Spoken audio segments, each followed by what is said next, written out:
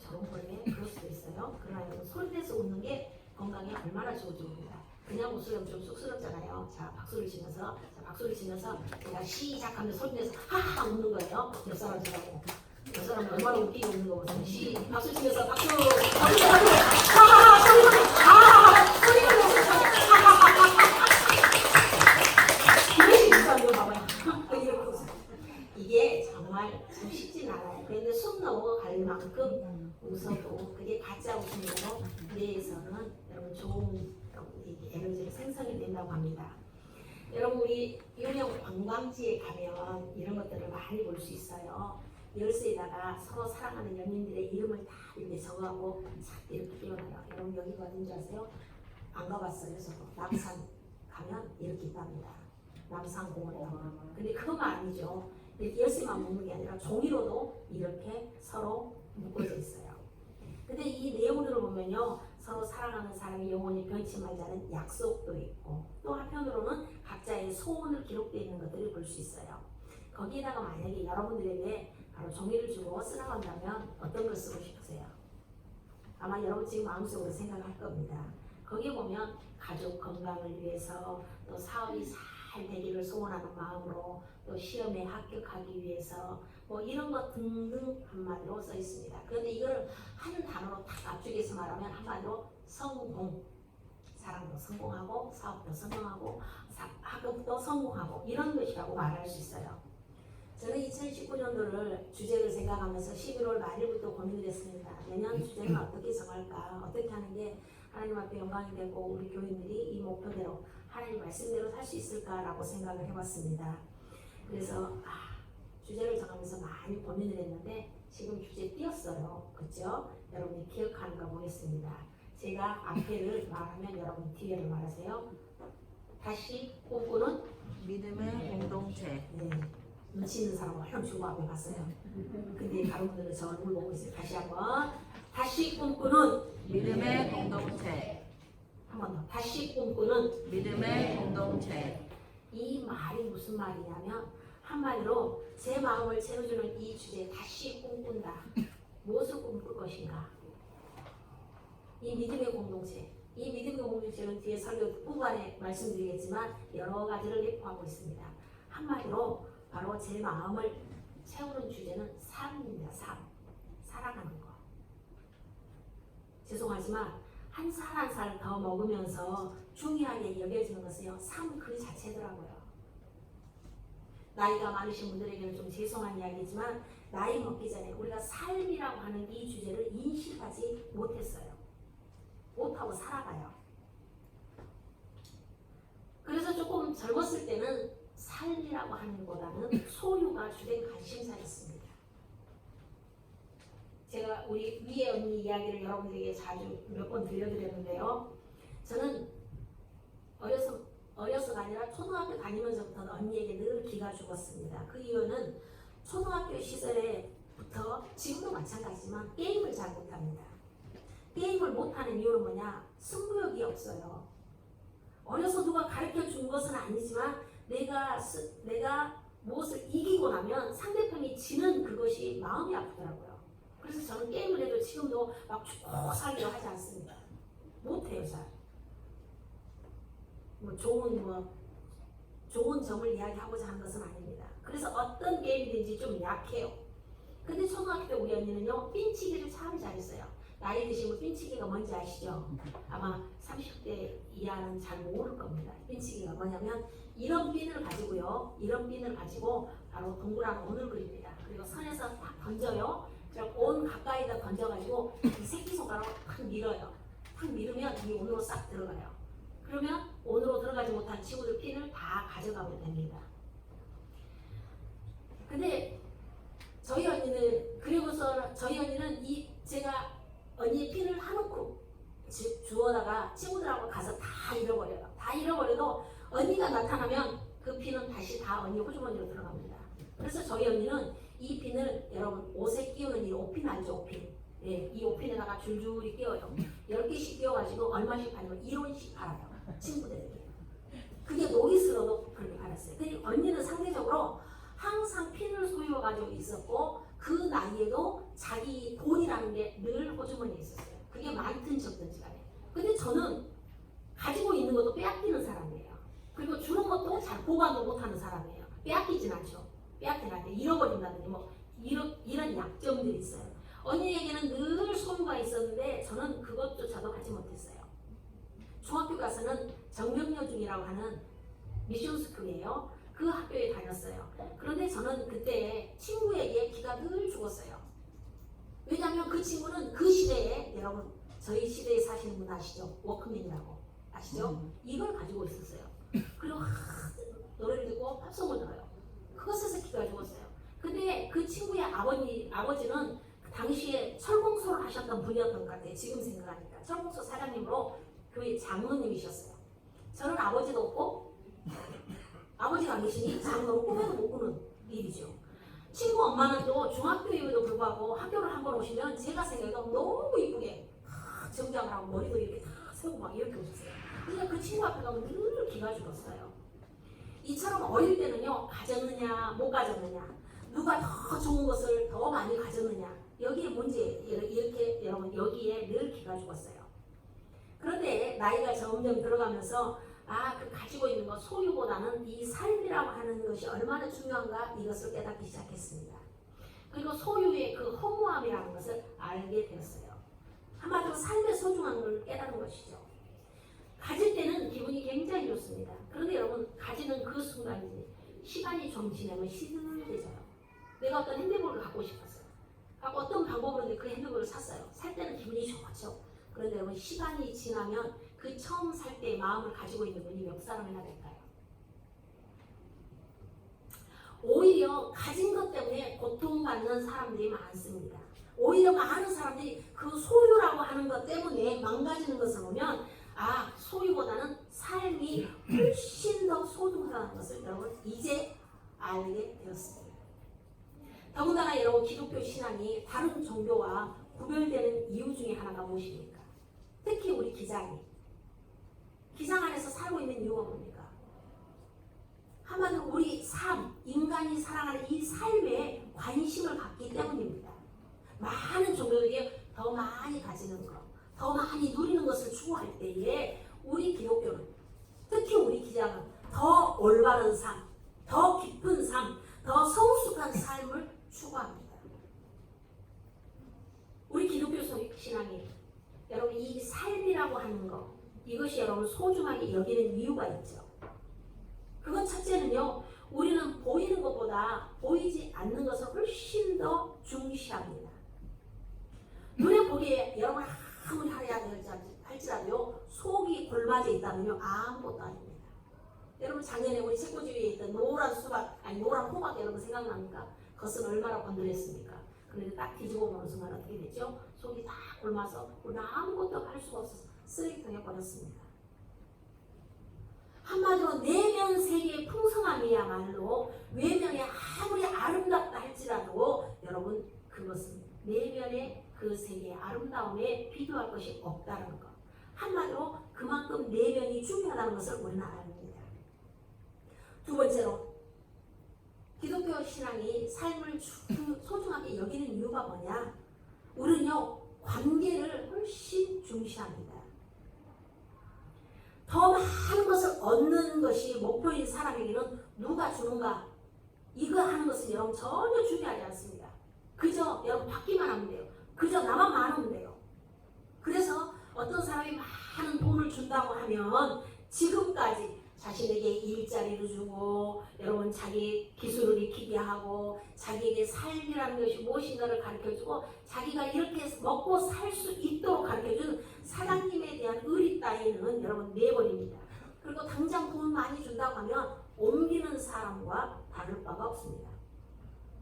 이처럼 만약 이런 식으로 우리가 신앙생활을 한다고 한다면 원하는 것을 얻기 위해서는 사탄에게 우리의 영혼이라도 팔게 될 것입니다.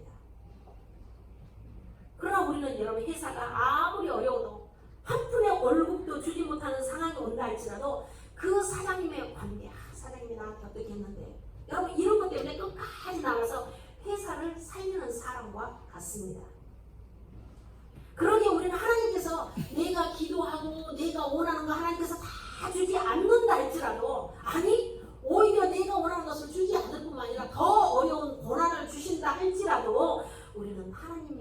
위해서 예수 그리스도를 이 땅에 보내주셨는데 그 하나님의 관계가 여러분 소중하기 때문에 기꺼이 그 고난의 길도 걷는 것이 우리 기독교인들이죠.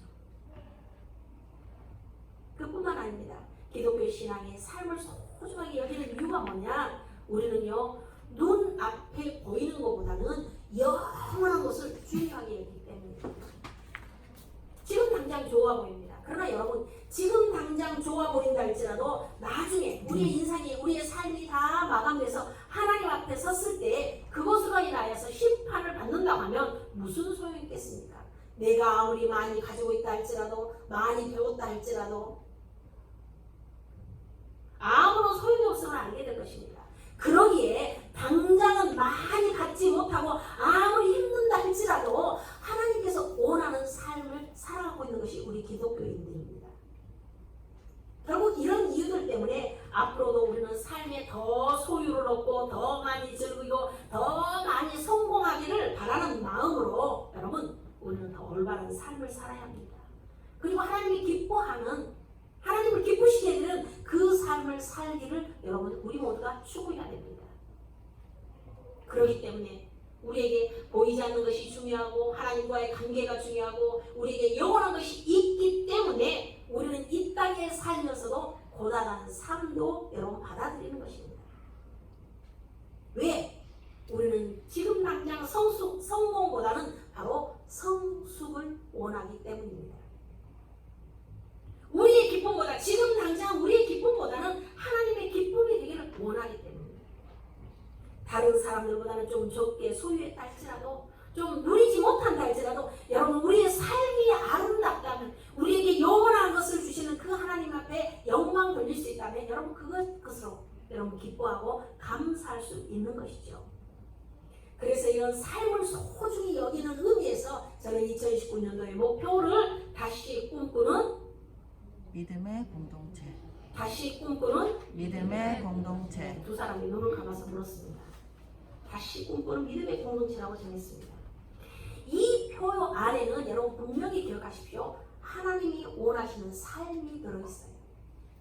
하나님이 원하는 내가 꿈꾼다고 다 이루어지는 것이 아니라 그것이 바로 뭐냐? 하나님이 원하시는 삶이 뭐냐? 바로 거룩한 삶입니다.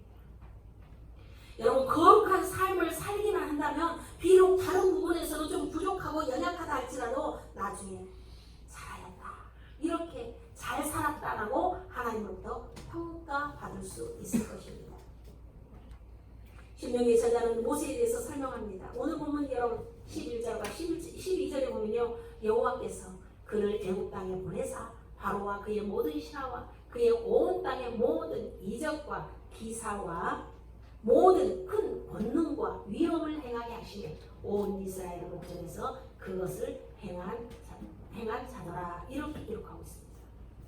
여러분 모세가 누구입니까? 모세는 처음에 호렙산 떨기나무에서 바로 하나님으로부터 사명을 받았습니다. 그래서 출애굽기 3장 1절에서부터 10절에 있는 말씀을 쭉 보면요 하나님 모세에게 이렇게 말했어요. 내 백성이 애굽에서 당하는 고통의 소리를 내가 들었다. 그러니까 이제 내가 너를 바로에게 보낼 것이다. 그러니 너는 바로에게 가서 내 백성을 애굽에서 인도해내라. 그리고 내가 너의 조상들에게 약속하신 적과 꿀이 흐르는 가나안 땅에 이르도록 해라. 인도해라. 이렇게 말씀하셨습니다. 이 떨기나무 아래에서 하나님으로부터 이 사명을 받은 모세는 하나님의 사명을 위해서 신실하게 살았습니다. 물론 부족한 점도 많이 있었죠. 여러 가지 있었죠. 완벽하지는 못했습니다. 하나님은 사명에 신실한 사람에게 여러분 건강은 물론입니다. 그리고 오늘 본문에서도 말한 것처럼 지혜와 판단력을 흐리게 하지 않게 하셔서 사명감을 이루도록 합니다. 그리고 용기와 능력을 주시는 것을 볼 수 있죠. 그렇기 때문에 모세는 하나님께로부터 받은 그 사명에 대해서 신실하게 살아감으로 인하여서 그 눈이 흐리지 않고 여러분 기력이 쇠하지 않는 인생을 살았던 것입니다. 여러분 우리가 잘 알고 있는 섹스피어가 이런 이야기 있어요. 이 세상에는 세 종류의 사람이라고 합니다. 첫째는 태어날 때부터 위대한 사람이라고 합니다. 태어날 때부터 저는 남다른 머리를 가졌다든지 남다른 재능 여러 가지를 말할 수 있고 두 번째 노력해서 위인이 된 사람이라고 합니다. 노력해서 세 번째는요, 위대한 사람이 되도록 강요된 사람이라는 것입니다. 사명은요, 여러분 우리가 하나님 일에 세 번째 섹스피어가 말한 것처럼 강요당한 부름입니다. 이 사명의 명령에 신실한 사람은요, 여러분 눈이 흐려지지 않는 지혜와 판단력을 가지고 살고 무엇보다도 모세에게 주셨던 것처럼 기력이 새하지 않는 결단과 용기와 그리고 추진력의 사람으로 살아갈 수 있습니다. 그러므로 여러분 우리 모두가 하나님으로부터 나에게 주신 이 부여받은 사명을 깨닫고 그 사명을 가지고 살아가서 여러분의 삶이 흐려지지 아니하고 새하지 않고 능력으로 적극적으로 창조적인 삶을 살아갈 수 있음을 믿으시기 바랍니다. 그러므로 여러분 다시 꿈꾸는 믿음의 공동체라는 표 속에는 다시 꿈꾸는 성도, 다시 꿈꾸는 가정, 다시 꿈꾸는 일, 다시 꿈꾸는 비전, 이런 모든 것들이 포함되어 있습니다. 이 표를 붙들고 여러분 우리 모두 거룩하게 살아가시기를 주님의 이름으로 부탁드립니다. 나가시네. 우리 가정이 다시 하나님으로부터 주신 비전을 꿈꿔야 되겠다.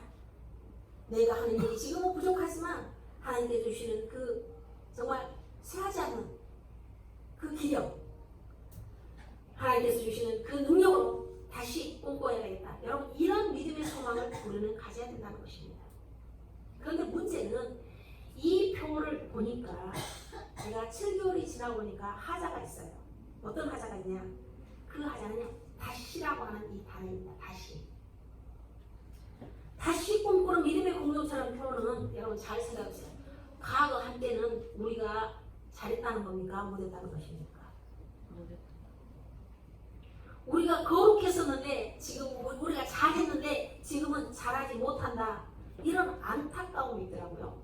그래서 과거에 잘했으니까 우리가 다시 또 잘해보자. 이런 느낌이 들어요. 그런데 여러분 한번 생각해 보십시오. 여러분 우리 믿음의 공동체, 이것이 교회라고 생각해요. 교회 공동체가 언제 여러분 과거에 거룩한 적이 있었을까요? 여러분 한번 생각해 보세요. 어떤 분들은 그래도 목사님 성경에서 나오는 사도행전의 그 예루살렘 교회는 거룩했잖아요. 이렇게 말할 수도 있습니다. 그러나 여러분 예루살렘 교회에서는 어떤 일이 있었어요?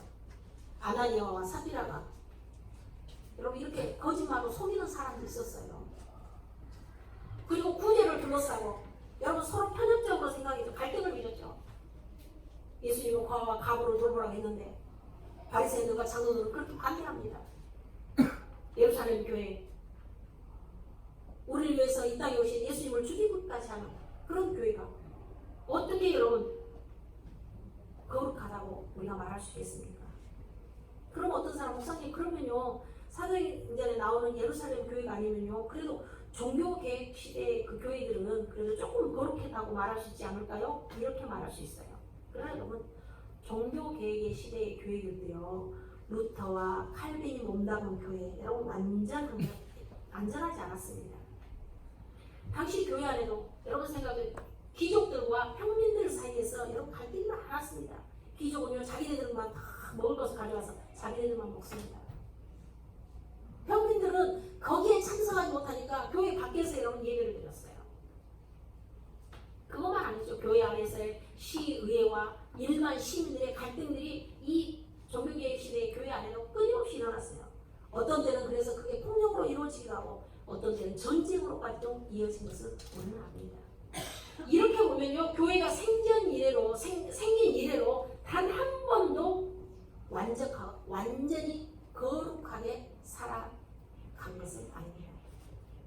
살아간 것은 아니지 거룩한 것은 없다 이렇게 말할 수 있을 것입니다.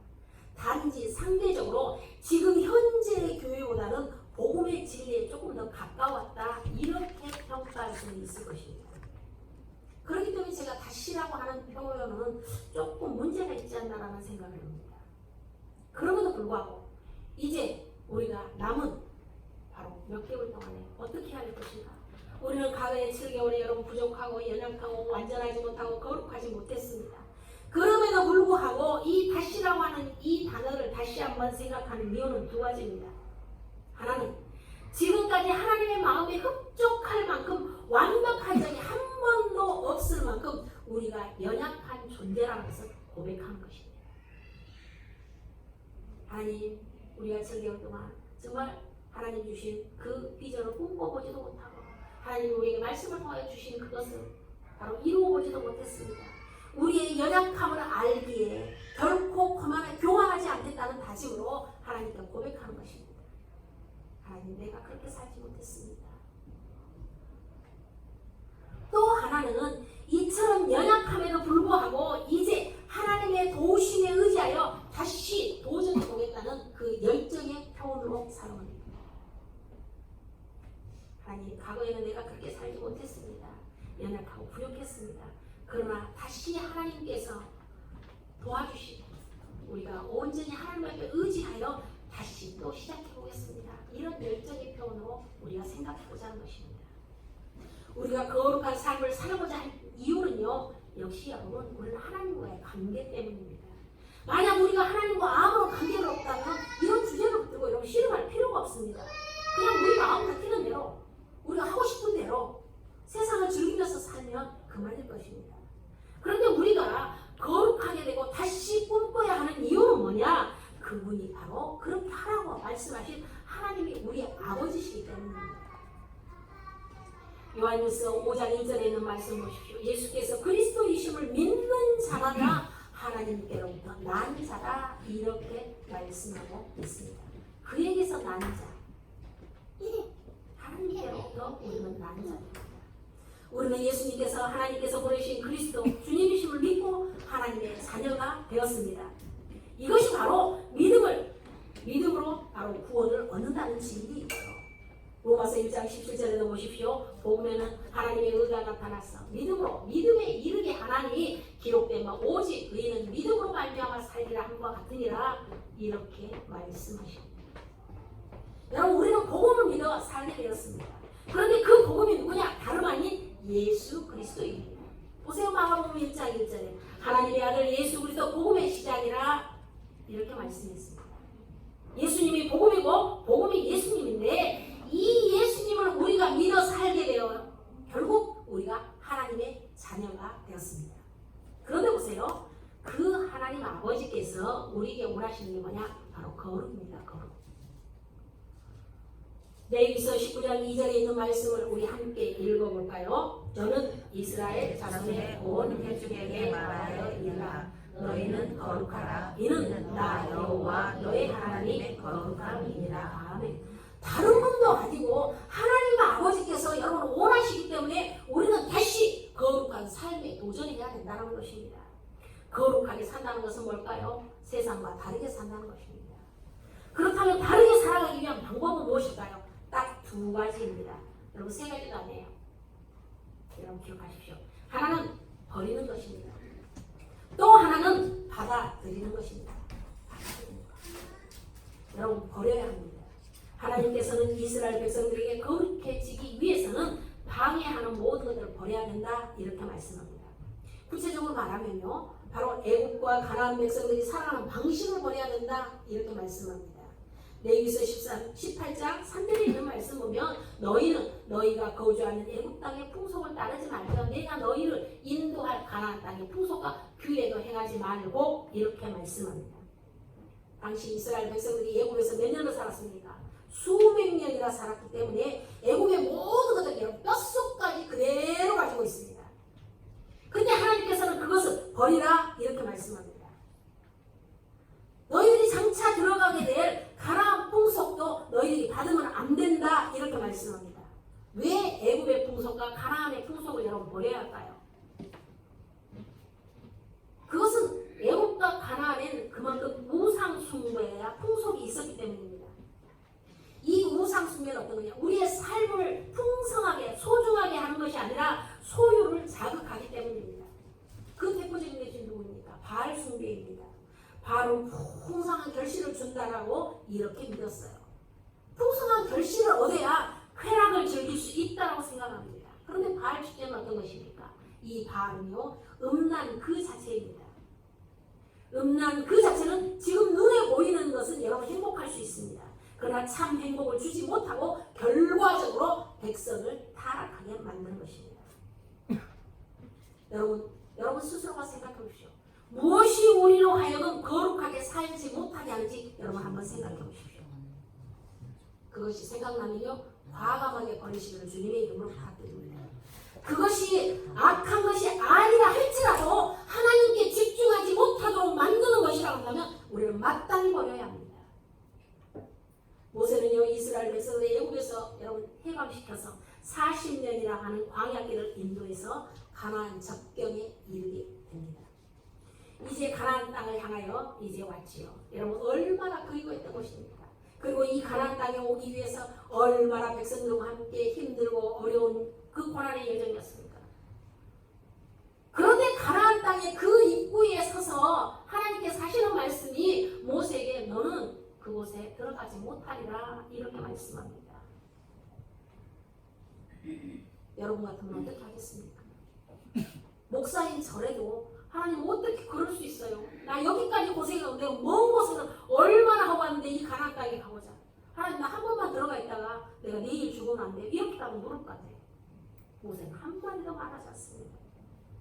너는 그 길로 건너가지 못하리라는 그 하나님의 말씀에 순종하여 모든 것을 다 내려놓습니다. 자기의 공로의식은 전혀 없습니다. 가나안 땅을 목전에 두고 가나안 정복의 역사를 그대로 여호수아에게 물려줍니다. 그리고 120년의 생을 마치고도 무덤도 없이 여러분 사라집니다. 모세의 삶은 그래서 정말로 유리하고 가치 있는 삶입니다. 그러분 사랑하는 여러분, 세상과 다르게 우리가 거룩하게 살기 위해서는 여러분 우리 안에 하나님을 가까이 하는데 방해하는 모든 것들을 버려야 된다는 사실을 여러분 기억하시기 바랍니다. 두 번째로 버린 후에는 여러분 새로운 기준을 받아들여야 됩니다. 무엇이 우리로 하여금 거룩하게 살게 할까요? 그건 다름 아닌 하나님의 말씀입니다. 하나님께서 이스라엘 백성들의 레위기서 18장 4절에서 5절에 있는 주신 말씀이 있습니다. 뭐라고 말씀합니까? 함께 읽겠습니다. 시작. 너희는 내 법도를 따르며 내 규례를 지켜 그대로 행하라. 나는 너희의 하나님 여호와니라. 너희는 내 규례와 법도를 지키라. 사람이 이를 행하면 그로 말미암아 살리라. 나는 여호와니라. 아멘. 거룩하게 되는 방법, 하나님의 법도, 규례, 이것을 4절 5절에 그대로 지키라 라고 말씀하고 있습니다. 이거 바로 뭐냐? 하나님의 말씀대로 사는 것입니다. 하나님의 말씀에는요 속일 수가 없습니다. 하나님의 말씀 속에는요 하나님의 참 사랑이 녹아 있습니다. 우리들이 찬송했던 것처럼 그 크신 하나님의 사랑, 하나님은 우리가 잘 되기를 간절히 바라면서 오늘 우리에게 말씀을 주셨습니다. 그러므로 우리는 그 말씀대로 살면 우리는 거룩한 삶에 이를 수 있는 것입니다. 이것을 하나님께서는 우리에게 간절히 원하고 있기 때문에 우리는 이 말씀대로 살아야 됩니다. 그것이 곧 우리가 하나님께 드릴 수 있는 사랑의 표현이 되기도 한 거죠. 그래서 요한 1서 5장 3절에 이렇게 말씀합니다. 하나님을 사랑하는 것은 이것이니 우리가 그의 무엇을 지키는 것이라? 계명들을 지키는 것이다. 그의 계명들은 무거운 것이 아니로다 라고 말씀합니다. 하나님의 말씀을 지키는 것입니다. 하나님을 사랑하는 자녀라고 한다면 하나님의 말씀대로 사는 것이 하나도 무겁게 여겨지지 아니하고 오히려 기쁨이 될 것입니다. 그 기쁨대로 그 말씀 안에서 우리가 기쁨으로 살 때 우리의 삶이 거룩한 삶이 될 것입니다. 여러분 이제 우리가 해야 할 일은 명확합니다. 삶 자체를 소중히 여겨야 됩니다. 그리고 그 삶은 거룩한 삶이 되어야 됩니다. 그러기 위해서 우리는 버려야 할 현대판 예굽의 풍성을 버려야 됩니다. 현대판 가나안의 풍성을 버려야 됩니다. 우리는 아무리 익숙한 것이라 할지라도 여러분 버려야 됩니다. 그 대신 하나님의 말씀, 하나님의 계명대로 살아야 됩니다. 힘이 든다 할지라도 그렇게 해야 됩니다. 이것을 위해서 우리는 말씀을 읽고 말씀을 묵상하고 말씀을 암송하고 말씀을 이제는 필사하도록 해야 됩니다.